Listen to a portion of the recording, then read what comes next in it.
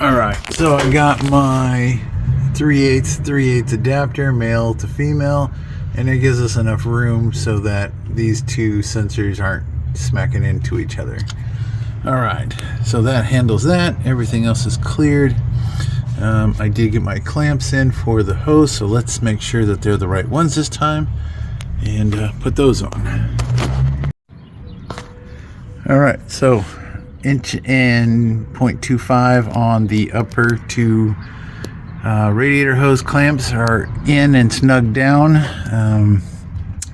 I'm going to go ahead and move these tools up out of the way so I can lay the heater core hoses in place, and we'll see about getting them trimmed and everything. I will have to most likely move that clamp. Yeah, we'll get to that, but let's get the hoses laid out first. Alright, so I ended up running the one hose right there. I'll put that plastic clip here so it's going to hold everything, and then it runs to the lower, and haven't tightened down that lower clamp yet, but we'll get that in there where it goes, and then we just got to get the upper one on, and it's going to route pretty much in the same direction, except it's going to split up and go over the top.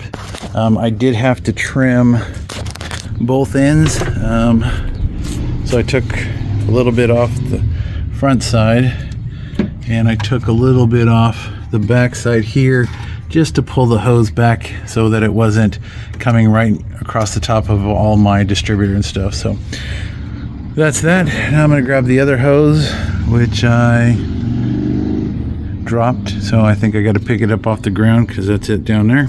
So I'll get that, and then we'll get it cut and put into place.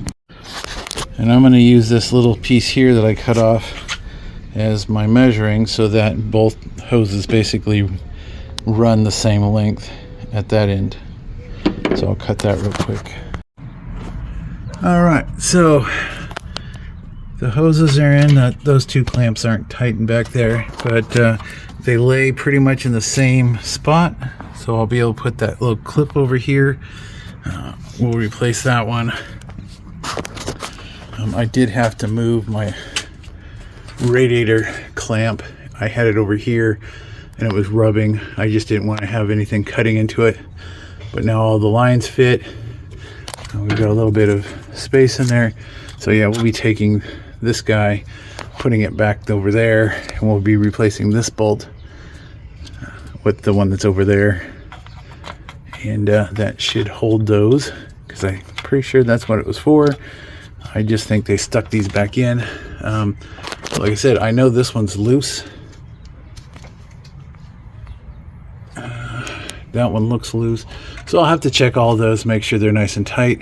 But all right, it's been a kind of a weird day. So let's see, what else can I work on? Oh, I still need to make the wire connector, and I need to bring the wire fuse block that I'm going to be using up there. So I need to clean up this battery tray so I can put the battery in place, so I know how much room I have to put the fuse block in. So that'll be the next thing I do. Back in a bit. Alright, so we're going to go ahead and pull this pulley out of here. I had to dig out my pulley extractor. So this has got like a little nub in that just got a roller ball on the end of it. It's two pieces and a metal clip, and that holds this all together. Then you just hold it with a wrench and turn it, and it pulls that one off. And then we have our brand new one here still in the box. And the cool thing about the TJ one is that it's got holes in it, so you can get your wrench through it. So same pump, different pulley, same groove. So we're going to pull that off, and I think the big difference is this one's plastic. So but we do need to get that one off so we can use the TJ intake manifold and bracketry, because you can't reach the bolts with this one in the way. So we're going to swap that out. It was like a $9-10 part. That's the part number I bought. Got it off Amazon. So that's our next thing that we're going to pump off and replace real quick. And then we'll start disassembling all of this bracketry here so we can get down to the intake and swap intakes. All right, so your tool should be set up something like that. I'm using a ratchety end to turn the bolt, and I'm just using a really long box end wrench to hold the nut that is actually pulling the pulley off. It just takes a few turns. All right, got it out of the way there. You can only put that on so that the groove that you can remove it is facing out. It looks like the factory one is just a little bit bigger, but it's just these outer lips. On the TJ one, they're not quite as deep. It doesn't matter because it's a grooved pulley, so it's going to do that. But yeah, this is plastic. Now what we're going to do is reinstall it using the tool, but not this piece. This is the piece that extracts it, and the piece that puts it back in is this guy here. And the kit I got comes with 2 bolts. It's got this kind of weird step down bolt. That's the one I'm going to need, and this is for a different pulley. I've already checked to make sure that it threads in properly, so we will get rid of the old pulley and we will thread this guy. Well, actually we need this first, so let me change this over so I have all the parts in the right position. Alright, so what I did was swap the installer piece onto the bolt that had the right threads for the internal part of the pump shaft. Then I put the pulley on. It just kind of hangs out, and then you want to thread that in all the way until it bottoms out, and you'll know when it's all the way down. The pump will start turning. Now then, next thing you want to do is hand tighten this nut so that it's flush up against the pulley, pushing the pulley pretty much where it's centered on the shaft. Now we're going to grab 2 wrenches and reinstall it. Alright, so I'm just using a long 9/16 to hold the install tool, and I'm using a 1/2-inch drive ratchet with a 9/16 socket on the end to turn the whole system. Might be hard to tell, but it's already pretty much on. It was so far like 4 turns, and it just kind of is there. So we're just going to run that down until it bottoms out all the way, and then we can remove everything, and it is done. Alright, and just like that, the new pulley is on. Now we can get to these bolts by just going through, so now we don't have to take the whole pulley apart every time we want to do any work here. We can just zap that crap out of the way, and it's golden.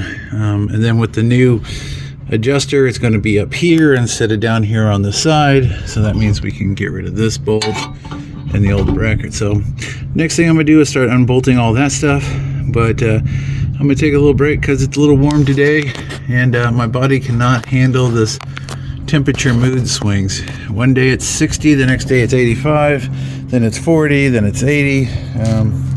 So it's a little hot right this second. So I'm going to take a little break, and then I'll come out and start stripping all that stuff off there. Alright, so because I'm not exactly sure what bolts I'm going to be needing once I do this switch. Now I did get the 3 long bolts that go through the new bracket that go, but as far as any of this other stuff, I'm not exactly sure. So I have this bolt here that was on the bottom for the adjuster down here. I don't know if you can see it. And I got a few bolts up here. So when I take them out, I'm just going to store them in a Ziploc baggie someplace. So if I need them, I have them. Hopefully it won't be too bad. So we're going to go ahead and get all of the bolts out of the bracket that's holding the pump in place. It's not in there very tight. It's already loose. I did loosen this one up before. So we're going to get those out of there. And then we're going to slowly start disconnecting everything so I can get this intake manifold changed and put in. I don't know how much I'll get done today. It's been kind of hectic here recently. And what does that go to? See, this is when you forget things. What does everything go to? Not sure where that goes. I'm gonna have to figure that one out. Yeah, I'm not sure what that is. Okay, well, on to it. Well, apparently instead of videoing, I've been taking a lot of pictures, because whatever. But I got the bracket out, which is the old tensioner bracket. That was how it tensioned before. The bracket was connected to the pump, and then this part here is the part that moved, that adjusted it. The new one is connected to an idler pulley. So we got all that out. We got these bolts out. I just took this one out, and I believe this last bolt, unless there's another one hidden, should be what takes this part of the bracket out. Now the weird thing is this bolt, and these two down here were all loose. Now I didn't take those out because the previous owner put the water pump in. So either they didn't put these back in very well, or they just didn't tighten them down. But I hadn't taken any of those out because that wasn't any place I had been working. So I don't know. Right now the bracket seems in there still pretty good.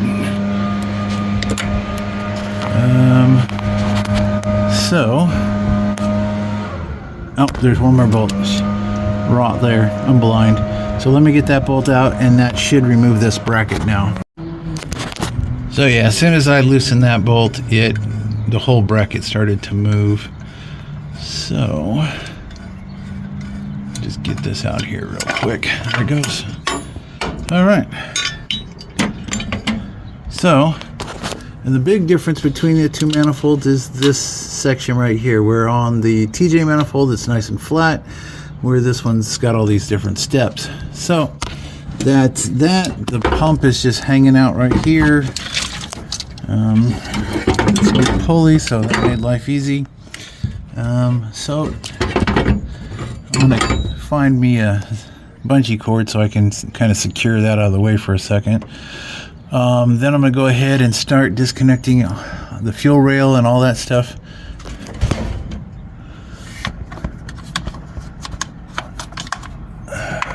So that was connected to the air intake, the not stock one. I still got, like I said, I gotta figure out what that wire is to, because I don't remember. It's got to be something over there. Maybe it's the alternator wire. Looks kind of thin. So we'll figure out what that wire goes to. I'm sure there's a plug over there somewhere that needs a home. But yeah, that's pretty straightforward. Didn't take very long to get that out of there. So yeah, now we can get rid of this big chunk of aluminum and call it day. So let me clean this mess up, and we'll get back at it tomorrow. So thanks for watching.